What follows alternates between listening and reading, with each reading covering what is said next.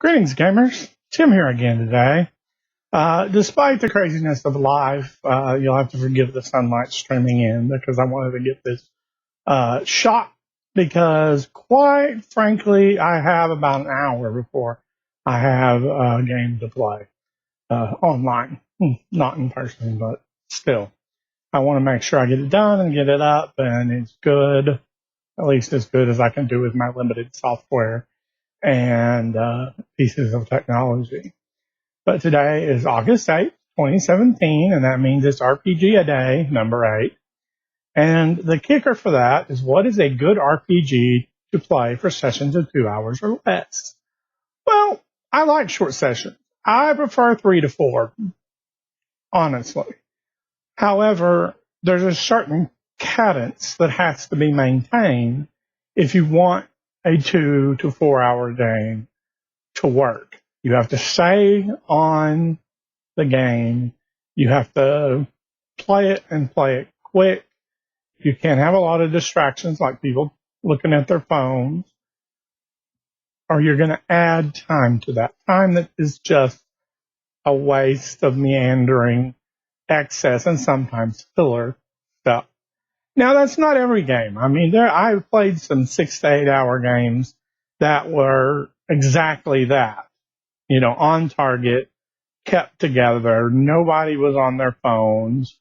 And they played very well. But for shorter sessions, it's a good idea to get a certain cadence going and get it going quickly. If somebody doesn't know what they're going to do, skip them, move on to the next person, come back to them when they've made a decision, and let it work itself out that way. Is one. You're not skipping their action. You're not skipping their chance. You're just finding out what the next person in the line of, whether it's initiative or you pick around the table to your left, to your right, to your left, whichever one you're going to do. You know that the next person should be able to answer it, and this person can't. So get to the person who can. Perform that action, let them perform that action, and then go back to the original person's choices. They still get their chance to act. It still happens in the same initiative order, unless they're attacking the same creature for some reason, and then you just keep track of that this person went before this one. Because there's so much for them to choose that sometimes in some games it's just too much. It's overwhelming. You have multiple page character sheets and you may not realize all the things you have access to in terms of abilities, powers, equipment, etc. That's one reason I tend to keep light games up on my favorites list. And I'm going to do something I don't normally do in one of these videos. I'm going to suggest that if you want a fast-moving game that can be done in 2 hours or less, pick up Hearts and Souls, my game, my superhero dramatic game. Well, it can have comedy too. It's super action, adventure, comedy, drama. It's all those things. But the first edition is badly out of date. So unless you need to run a 2 hour session very soon, wait for second edition. Please. I don't want you spending money, even if it's just a tiny amount of money. Basically getting a game that I know I can do better on and have done better on. At least I hope so. I hope I haven't overcomplicated things. But I didn't add any specific complexities. I added some twists and some additional ideas that are all designed to make in-character actions and speech matter to the mechanics. So that's the same as first edition, it's the same in second edition. It's just adding a little bit more to it. If you don't want to wait for second edition Hearts and Souls, another very good one, especially for pickup games, is Icons. It's also a supers game. It's very well done. Although it does have the same problem that lots of games with random character design has, in that sometimes there's just no way to make sense of the powers and abilities the character has without stretching it a lot. And then my third choice would be MSH, Marvel Superheroes Phase Rip, because it's also very fast and can be, you roll up a character and get going and have an entire adventure in under 2 hours. But in order to tighten things up a bit and to add to this video a little bit, when you have random character generation that is giving somebody diverse powers and abilities that are randomly generated, I'm not talking about attribute scores, but if you get a supernatural power and that's determined by a roll, or a superheroic power and that's determined by a roll, I generally suggest you let people roll up extra ones, 1 or 2 or even 3 extra powers, and then cut down to their original roll, or even less, if they can build a character that makes sense for them with fewer powers. It's also worth remembering that powers in Marvel Superheroes and in Icons often have related powers that tend to show up together. For example, a lot of telepaths are also telekinetic in the comic books. A lot of characters with claws or, natural weapons tend to also heal fast. It's a tendency because one of the iconic characters for those abilities have always tended to fit that mold, and people don't stretch beyond that a lot. And sometimes games will suggest it. The Marvel superhero game Saga, Marvel Saga Superhero Adventure Game, MSHAG, that uses cards, is also a good one for 2-hour play.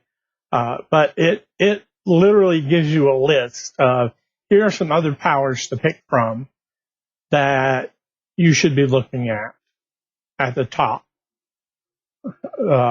Phase Rip did it, but they didn't do it until the Ultimate Powers book. But the idea is the same.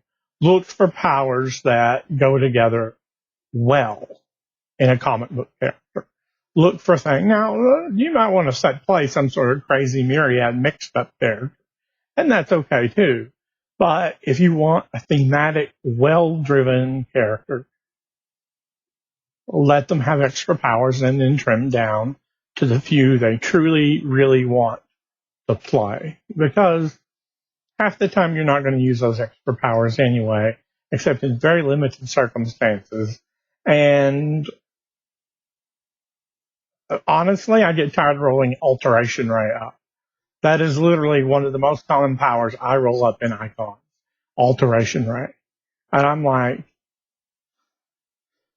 I don't want to turn people to stone or into frogs or to, whatever alteration it allows me to do. And that's kind of what Alteration Ray is. It's shooting out a power that is normally, in many ways, similar to powers that affect you personally, but you're affecting somebody else with them. And it's not a common power for superheroes. I'm not saying it doesn't exist and doesn't occur, but it is definitely an uncommon power to use. Although one of my favorite characters that I came up with for a while was Alchemaster or something like that. And his main power was alchemy. It was manipulating the molecules of things. So I was turning bubblegum to stone around a thumb drive the bad guys wanted to steal. So they had a rock. And, they can eventually break out of the rock, but probably not without breaking the device inside. At least not without careful consideration. I also turned the oxygen around them into metal. So they were very unhappy. That's left breathing holes. Playing is good, good guy. So, but it's not common that alteration rate actually appears in comics for heroes.